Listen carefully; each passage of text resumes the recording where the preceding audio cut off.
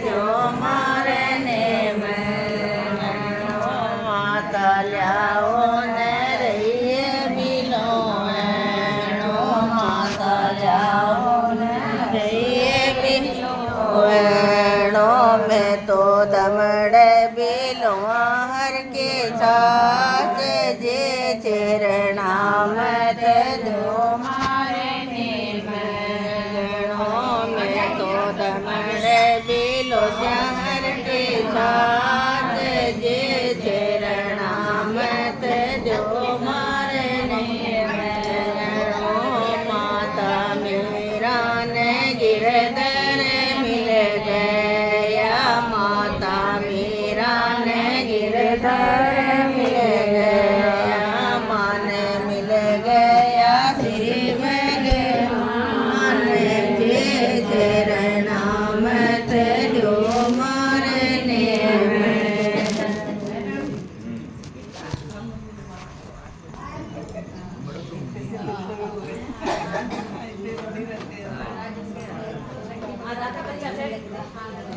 दो दिन ऐसे तबीयत ठीक नहीं। मंगलम पुंडरीकाक्षमंगलाय स्तनो हरि ओम नमो सनंताय सहस्रमूर्तये सहस्रपादाक्षरवाराहवे शाश्वती सहस्रनाम्ने पुरखाय शाश्वती सहस्रकोटि उदाहरणे नमः। श्री कृष्ण भगवान की जय। तो महाराज कहते हैं कि कार्तिक मास के व्रत करने वाले को आपने बहुत श्रेष्ठ बतलाया है। आप तुलसी महात्म्य का वर्णन करो। सनातन जी कहना आरंभ करते हैं कि पहले जमाने में सह्याद्रि प्रवेश के अंदर रत्नीपुर नगर में अंदर धर्मदत्त नाम का ब्राह्मण था। ब्रह्म का ज्ञाता सदैव स्तुति में रत रहता। वह अपनी श्रद्धा ओम नमो भगवते वासुदेवाय में रहता था। अतिथियों का आदर सत्कार करने वाला और पूजने वाला था। मित्रों का एवं गांव वालों की अतिथि की जगह समझता नहीं था।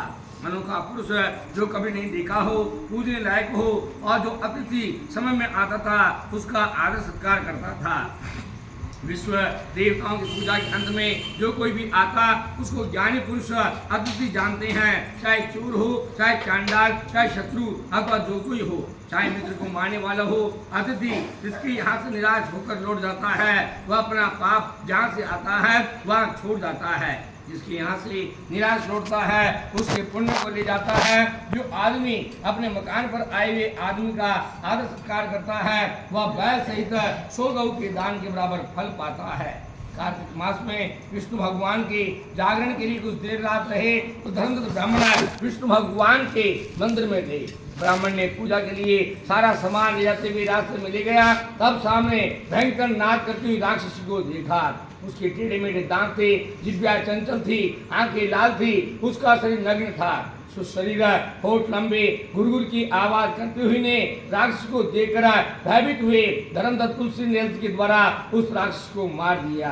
वह राक्षसी भी पराप्रीत हो गई और पहले जन्म के विषय में उसे कुछ याद आया।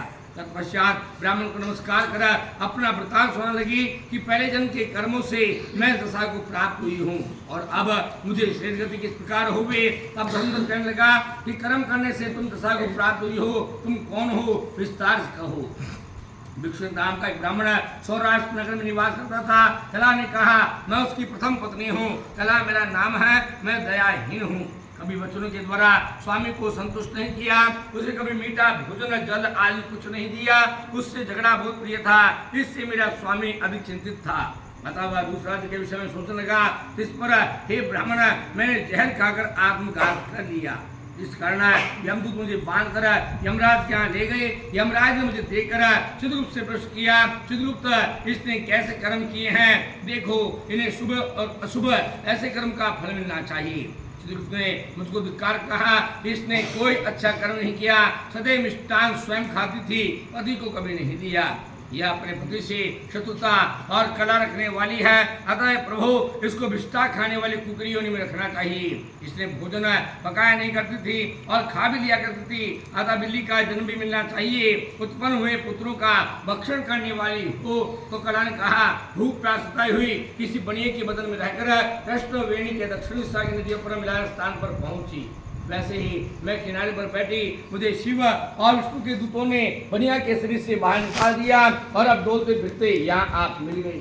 महाराज, आपके हाथ से तुलसी चंडामत के जल से मैं पाप मुक्ति को प्राप्त हो गई हूँ, मुझ पर दया कीजिए। मुझे श्रेष्ठ गति किस प्रकार मिले, मुझे प्रेत की जन्म में किस प्रकार से 3 भयानक जीवन से प्रकार से मुक्ति प्राप्त हुए। तो धर्मदत्त ने उत्तर दिया कि तीर्थ करने से तुम बहुत चिंतित हो। हमने अपने पाप के जीवन के द्वारा कार्तिक मास में यह व्रत रखा है और उसके आधे पुण्य से तुम्हें श्रेष्ठ गति प्राप्त हो, क्योंकि यज्ञ, दान, व्रत और तीर्थ कार्तिक मास बराबर नहीं कर सकते हैं। धर्मदत्त ने इस प्रकार कहकर तुलसी सहित जल से अभिषेक किया और उस भगवान के 12 अक्षरों का मंत्र उसको सुनाया। तत्पश्चात कला प्रेत से छूट गई और उसका रूप प्रज्वलित अग्नि के समान हो गया। अलौकिक सौंदर्य सहित लक्ष्मी के समान होकर कला ने ब्राह्मण को प्रणाम किया। तब प्रसन्नता से कहने लगी, हे श्रेष्ठ, आपके आशीर्वाद से मुझे नरक से मुक्ति मिली है। समुद्र में डूबते हुए मुझे आप पाप के अंधवान और नाग समान मिले हो। नारद जी कहते हैं, ब्राह्मण से इस प्रकार कहते हुए कि वो तेजवान विष्णु भगवान गुणों से युक्त विमान दिखाई दिया। पुण्यशील सुशील विष्णु के दूतों के द्वारा और अप्सराओं से सेवा की जाती हुई कला विमान पर बिठाई गई। धर्मदत्त विमान को देखते ही विस्मित हुआ और पुण्यशील व सुशील दूतों को देखकर भूमि पर दंडकार पूजन किया। इस प्रकार से हे श्रेष्ठ, आपके विष्णु भगवान के अंदर प्रीति है, आपने बड़ा उत्तम किया।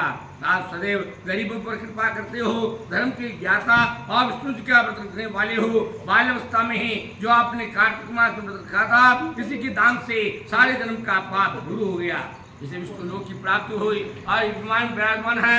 इन्होंने भक्ति पूर्वक विष्णु भगवान का पूजन किया, उन मनुष्य को धन्य है।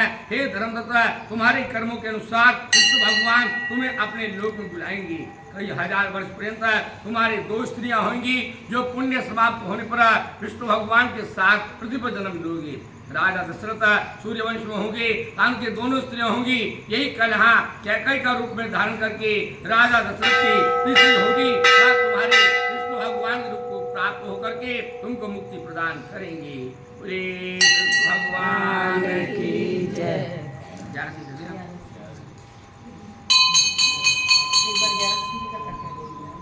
बोले कृष्ण भगवान की